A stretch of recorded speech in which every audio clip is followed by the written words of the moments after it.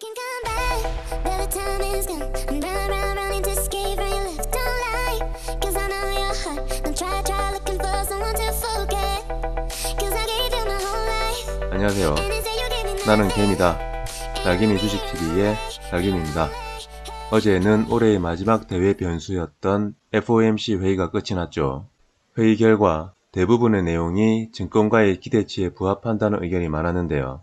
따라서 국내외 주식시장에서는 당분간 큰 악재가 없기 때문에 안정적인 우성향의 흐름을 보여줄 것으로 기대를 하고요. 그리고 회의 중 기후변화 방지에 대한 내용이 나오면서 바이든 대통령이 친환경 정책에 4년간 2조 달러 규모의 자금을 투입하겠다고 밝힘에 따라서 내년에는 전기차, 태양열, 풍력 등 친환경 관련주들이 좋은 흐름을 보여줄 것으로 예상이 되는데요. 하지만 태양열과 풍력 분야는 상용화되기 위해서는 많은 시간이 필요할 것으로 예상이 되기 때문에 친환경 관련 업종들 중에서는 전기차 분야가 향후 가장 큰 수혜를 입을 것이라는 게 제 의견입니다. 셀트리온은 최근 대형 호재들이 연이어 나오면서 대시세 상승을 위한 만반의 준비를 하고 있고요. 어제는 신성장 경영 대상 시상식에서 대상인 대통령상을 수상하는 영광을 안았죠. 하지만 최근 몇몇 유튜브 방송이나 언론에서는 이번 코로나 치료제 승인이 재료 소멸이라는 말들도 나오고 있고요. 셀트리온의 현재 가격이 고평가라는 말들도 나오면서 초보 주주분들의 투심을 흔들고 있는데요. 따라서 이번 영상에서는 우선 국내 시장과 주요 종목 리뷰를 한 이후에 셀트리온의 고평가 논란에 대한 제 의견을 말씀드리도록 하겠습니다.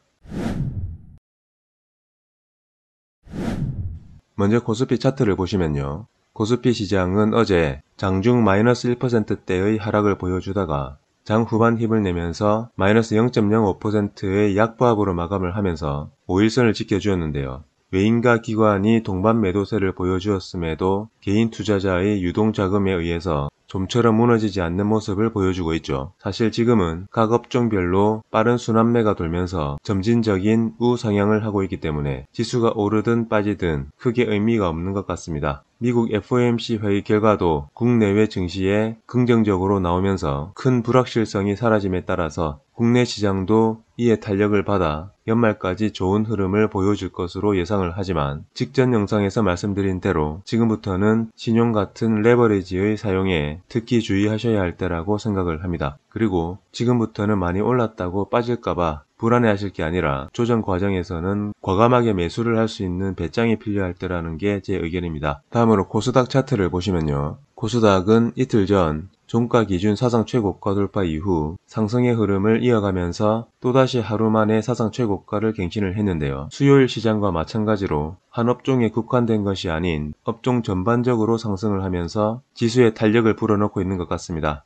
최근 국내 시장은 소위 아무 종목이나 사놓고 하루 이틀만 기다리면 수익을 보는 그야말로 초강세장의 흐름이 연출되고 있는데요. 조금 전 말씀드린 대로 신용 같은 레버리지만 조심한다면 두려워할 이유가 전혀 없는 시장임에는 분명해 보입니다. 기술적으로는 이전 사상 최고점인 932포인트에서는 강력한 지지 라인이 형성되어 있기 때문에 혹시라도 그 라인 부근까지 눌림목을 준다면 좋은 종목들을 과감하게 매수하는 전략도 괜찮아 보이는데요. 하지만 최근의 흐름으로 봐서는 11월 코스피 시장이 보여주었던 상승의 모습을 코스닥 시장이 보여줄 가능성도 높아 보인다는 게 제 의견입니다. 다음으로 수급을 보시면요. 코스피 시장에서 외국인은 이틀 전에는 순매수를 기록하면서 다시 11월 달에 보여주었던 순매수 행진을 하는가 싶더니 어제 다시 하루 만에 순매도로 전환을 하면서 지수의 조정을 이끌었는데요. 반대로 코스피 시장에서 차익 실현한 자금으로 최근에는 코스닥 시장에서 폭풍 매수세를 보여주면서 연말 남은 거래일 동안은 코스닥 시장이 좀 더 탄력적인 움직임을 보여줄 것이라고 생각을 합니다. 따라서 메가트렌드 업종인 제약바이오,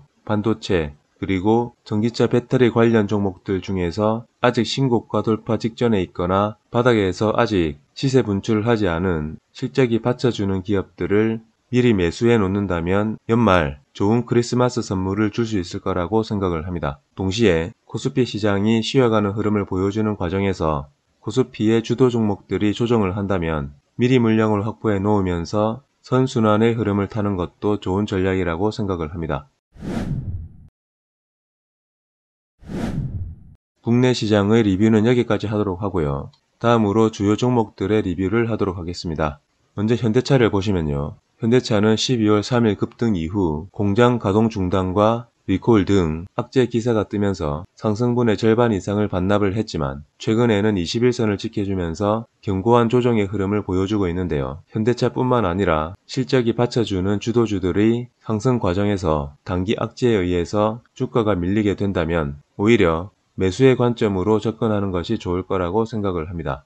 기술적으로는 이 앞의 박스권 상단인 18만 5천원을 돌파한 이후 최근에는 이 가격대를 지켜주면서 조정을 하고 있는데요. 만약 12월 3일의 종가인 19만 6,500원을 돌파를 하게 되면 이제 19만원대는 두 번 다시 볼 수 없는 가격대가 되어버릴 수 있으니 방금 말씀드린 19만 6,500원과 18만 5천원 사이 가격대에서는 충분히 물량 확보의 관점으로 접근하셔도 괜찮을 거라고 생각을 합니다. 물론 최근 제넥신과 같이 예상치 못한 돌발 악재에 의해서 주가가 단기 급락을 해버린다면 현금의 여유가 되시는 분들은 공격적인 매수의 관점으로 접근하시면 될 것 같습니다. 다음으로 SK이노베이션을 보시면요. SK이노베이션은 기술적으로 올해 8월 5일과 8월 7일 역사상 가장 많은 거래량을 터뜨리면서 이전의 모든 매물을 한 번에 소화를 시켜버렸는데요.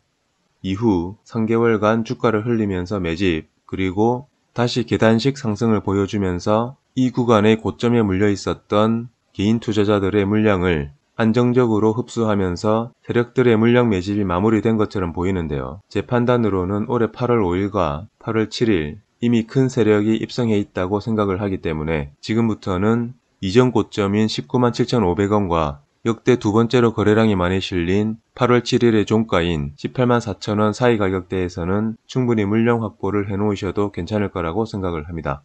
SK이노베이션은 국내 3대 전기차 배터리 제조업체 중 유일하게 사상 최고가 돌파를 하지 않은 종목이기 때문에 크게 두려워하실 필요가 없다는 것이 제 의견이고요. 만약 이전 사상 최고가인 25만 8천원을 돌파한다면 LG화학과 비슷하게 거의 10년 만에 돌파이기 때문에 돌파 이후부터는 본격적인 상승이 시작될 것이라고 생각을 합니다.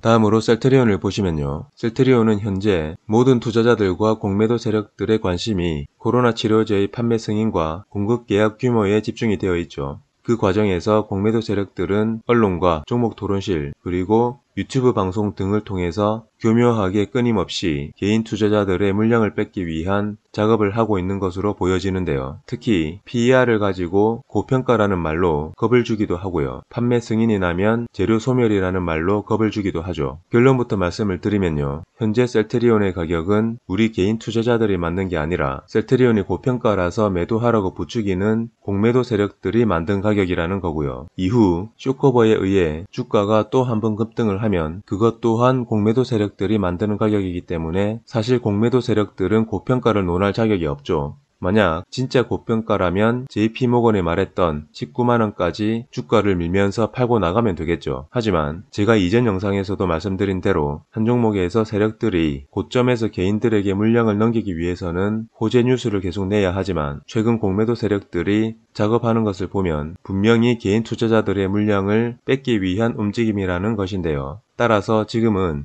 유튜브나 언론 등에서 하는 셀트리온에 대한 부정적인 말들은 흘려듣는 게 중요하다고 생각을 합니다. 왜냐하면 조만간 셀트리온이 40만원을 돌파하고 그 이상의 가격대를 가는 과정에서도 공매도 세력들은 개인들의 물량을 뺏기 위해서 온갖 작업을 펼칠 것이기 때문이죠. 통상적으로 한 종목이 대형 호재로 인해서 수급이 집중이 되면 우리가 예측할 수 없는 가격대까지 상승을 하면서 과매수 구간까지 진입을 하게 되는데요. 그 시기가 바로 PER이 높아지면서 우리가 흔히 말하는 고평가 구간이 되겠죠. 하지만 이후 주가가 원래대로 돌아오느냐 아니냐는 그 기업이 높아진 PER을 감당할 능력의 유무에 달려 있는데요. 바이든이 대통령으로 당선되면서 오바마 케어를 부활시킨다고 한 이상 내년부터 미국 시장을 통한 실적의 급성장을 이룰 것으로 예상되는 셀트리온은 그 PER을 충분히 감당할 능력이 될 거라는 것이 제 의견입니다. 기술적으로는 초대량 거래가 터진 11월 25일의 종가인 33만원 부근에서 강력한 지지라인을 형성해 놓은 상태이고요. 점차적으로 저점을 높이면서 11월 25일의 윗꼬리 부분의 물량을 안정적으로 소화를 시키고 있는데요. 수요일과 어제는 거래를 줄이면서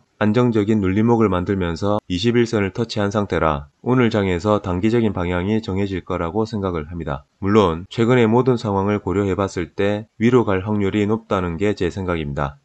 최근 국내의 양시장 모두 급등을 하면서 수익을 많이 보신 분들도 계시겠지만 상당수의 투자자분들은 아직도 수익을 못 내시거나 오히려 손실을 보신 분들도 계실 거라고 생각을 하는데요. 이런 상승장에서 손실을 보는 이유는 바로 조급함 때문이라고 생각을 합니다. 내가 가진 종목들은 안 가는데 다른 종목들이 계속 상승을 하게 되면 바로 기회비용이라는 단어를 떠올리면서 보유 종목을 매도를 하고 급등하고 있는 종목들로 갈아타게 되는 경우가 많죠. 그런 매매를 반복하다 보면 결국 지속적인 손실을 보는 악순환이 반복될 수밖에 없는데요. 기회비용이라는 것은 다른 종목으로 갈아탔을 때 수익을 낼 수 있다는 확신이 있을 때 유효한 것이죠. 강세장에서는 언제든지 수익을 낼 수 있는 기회가 오기 때문에 특히 초보 투자자분들은 한 템포 기다릴 수 있는 여유를 갖는 것이 가장 중요하다고 생각을 합니다. 그럼 이번 영상은 여기서 마치도록 하겠습니다. 불금을 기대하면서 오늘 하루도 성투하시길 바라겠습니다. 지금까지 날개미 주식TV의 날개미였습니다. 감사합니다.